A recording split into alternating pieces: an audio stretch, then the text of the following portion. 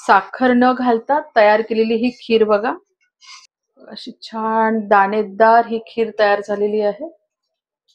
खीरीला texture बघा अगदी perfect आलेलं आहे आणि खीरीचा रंग बघा आणि स्वाद तर अप्रतिम येतो आहे. आणि ही खीर तयार करण्यासाठी फक्त 20 मिनिट लागतात. म्हणजे त्याच्यामध्ये सगळं आलं, तुमचं प्रिपरेशन आलं आणि खीर रेडी टू ईट.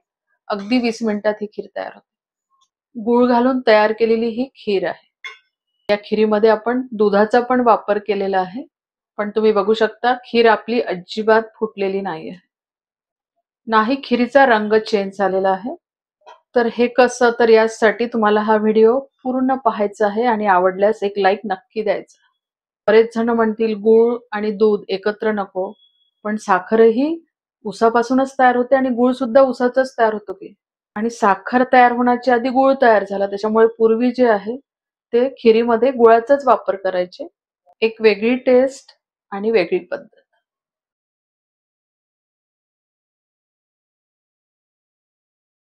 बघा किती टेम्पटिंग दिसते आपली खीर.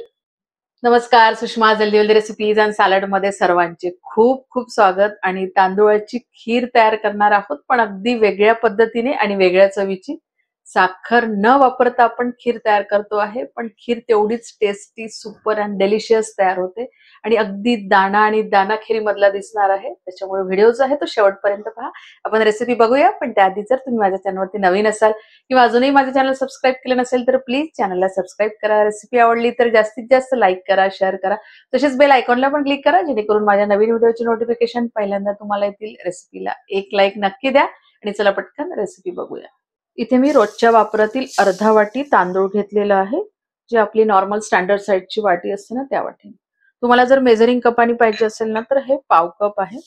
आता या तांदूळाला आपण 2 ते 3 पाण्याने स्वच्छ धुवून घेऊ. 3 पाण्याने तांदूळ धुवून झाल्यानंतर या चाळणीमध्ये मी हे निथळायसाठी ठेवून दिला. या तांदूळातलं पाणी निथळून झालं की थोड्या वेळाने मी एका कॉटनच्या कापडावरती हा तांदूळ काढून घेणार आहे, म्हणजे त्याच्यामधलं सगळं पाणी जे आहे ते ड्राय व्हायला पाहिजे. तांदूळ आपले तिकडे निथळतात तोपर्यंत एका गंजामध्ये 3 चमचे तूप घालून घेतलेला.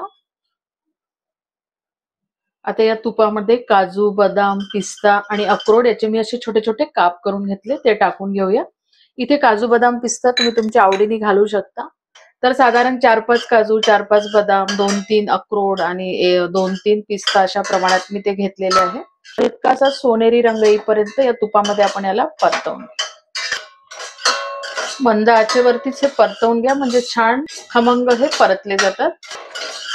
हा सुकामेवा बघू शकता तुम्ही सोनेरी रंगाचा झालेला आहे. मी इथे गॅस बंद करून देते आणि आपण हे काढून घेऊया. तर काढायसाठी काय करायचं ना, चमचा थोडासा असा करून घ्या, म्हणजे त्याच्यामधलं जे तूप आहे ते गंजातच राहील आणि फक्त आपले ड्रायफ्रुट्स आपल्याला काढून घ्यायचे आहे. तांदूळाला मी अशा पद्धतीने या कापडावरती काढून घेतलं आणि तुम्ही बघू शकता त्या कापडाने हे सगळं पाणी ऍब्सॉर्ब केलं. त्या तांदूळामध्ये पाणी नाही आहे.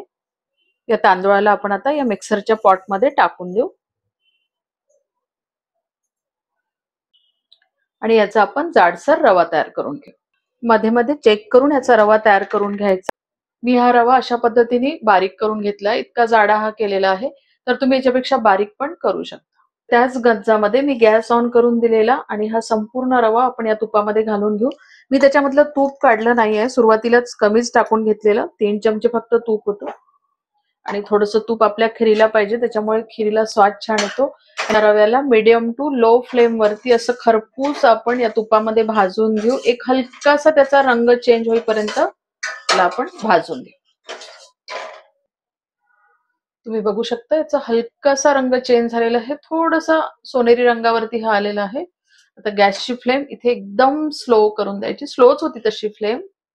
आणि आपण आता त्याच्यामध्ये दूध घालून घेऊ. दूध जरा हळूहळू घालायचं, कारण आपलं हे गंज जो आहे तो गरम आहे आणि दूध मी तापवून घेतलेलं आहे. तर इथे मी 1 लिटर दुधाचा वापर करते आहे. संपूर्ण दूध आपण याच्यामध्ये टाकून घेऊ. आता आपल्याला याला छान, म्हणजे आपली जे तो रवा आहे याच्यामध्ये चांगला असा सॉफ्ट होईपर्यंत शिजवून घ्यायचा आहे. एक उकळी येईपर्यंत आपल्याला सारखं हे असं ढवळत राहायचं. गॅसची फ्लेम वाढवून देते, म्हणजे याला पटकन उकळी येईल. तर तुम्ही बघू शकता या दुधाला छान अशी उकळी आलेली आहे आता आपण गॅसची फ्लेम कमी करून देऊ आणि या खिरीला आपल्याला चांगलं शिजवू द्यायचं आहे. म्हणजे हा जो तांदूळाचा रवा आहे ना, हा पटकन शिजत नाही. त्याला हळूहळू थोडा वेळ लागतो शिजायसाठी. म्हणजे आपला जो नॉर्मल रवा असतो ना, तो कसा पटकन फुलतो तसा हा रवा नाही, याला थोडासा वेळ लागतो. इथे खिरीला उकळून 10 मिनिट झालेले आहे. आपण ना थोडीशी याची कणी चेक करूया. म्हणजे थोडंसं हाताने दाबून बघायचं. तर बघा अजून पाहिजे तसं हे सॉफ्ट झालेलं नाही आहे. म्हणजे अजून आपली कणी जी आहे त्याच्यामध्ये मुरायची आहे. आणि आमच्याकडे ना खिरीमध्ये सुकं नारळ घालतात. तर त्याचा हा किस आहे अर्धा वाटी, म्हणजे ज्या वाटीने आपण तांदूळ मोजून घेतले ना त्याच वाटीने. आणि आता आपण हे मिक्स करून घेऊ, म्हणजे तो किस पण त्या दुधामध्ये छान शिजतो. विदर्भामध्ये तांदूळाची खीर वर्षातून 2दाच बनते. ती म्हणजे एक तर अक्षय तृतीयेला आणि दुसरं म्हणजे सर्वपित्री अमावस्या. बाकी वेळेस तिथे तांदूळाची खीर तयार केली जात नाही. त्याच्या मागचं कारणही तेच होतं, कारण तिथे तांदूळ मिळायचा नाही, पिकायचा नाही. तर बघू शकता तुम्ही हे हळूहळू असं छान घट्ट येत चाललेलं आहे बघा. खोबरं खीस घातल्यामुळे आपली खीर जी आहे ती थोडी लवकर घट्ट येऊन गेली. तुम्ही बघू शकता आता ही त्याची कन्सिस्टन्सी.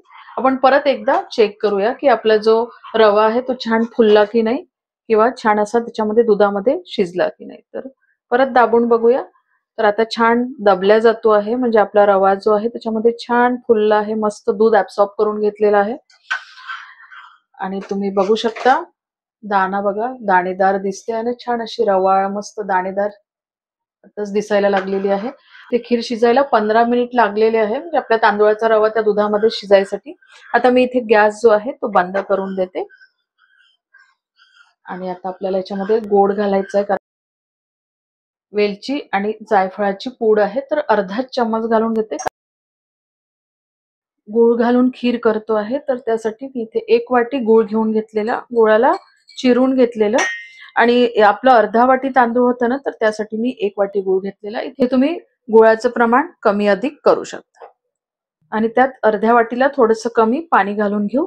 आणि आता आपण हे गरम करून घेऊ. इथे फक्त गुळाला आपल्याला मेल्ट करायचं आहे, त्याच्यामुळे अगदी स्लिमवर करून घ्या.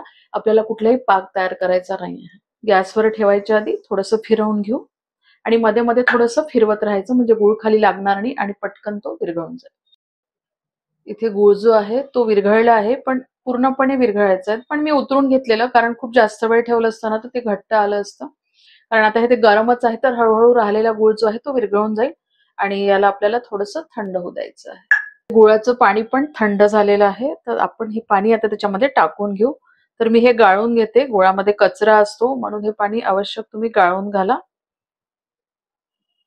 गुळाचं पाणी जे आहे ते गॅस बंद केल्यानंतर थंड झाल्यानंतरच घालायचं, गॅस सुरू असताना. कारण गुळाची खीर आहे आणि दूध आहे, त्याच्यामुळे दूध फुटू शकतं. म्हणून ही खीर तयार करताना ही फक्त एक काळजी घ्यायची की गुळाचं पाणी जे आहे ते गॅस बंद केल्यानंतरच घालायचं आणि इमिजिएट नाही घालायचं, थोड्या वेळाने घालायचं.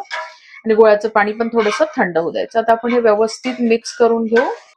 आणि तुम्ही बघू शकता कन्सिस्टन्सी आपली अगदी परफेक्ट आहे. अगदी 2 ते 3 मिनिटांनी ही थोडीशी घट्ट येईल. ड्रायफ्रुट्स घालून घे. थोडेसे मी गार्निशिंगसाठी राहू देते. आणि वरून असे छान सुक्या मेव्याचे काप घातले ना, तर एक मस्त वेगळी टेस्ट त्या खिरीला येते, एक क्रंच त्या खिरीला येतो. तर या पद्धतीची खीर कधी बनवली नसेल किंवा खाल्ली नसेल तर एकदा नक्की ट्राय करा. खरंच खूप छान खीर तयार होते. आणि आवडली तर नेहमीप्रमाणे लाईक करा, शेअर करा. परत भेटूया अशाच एका छानशा रेसिपी सोबत. तोपर्यंत धन्यवाद.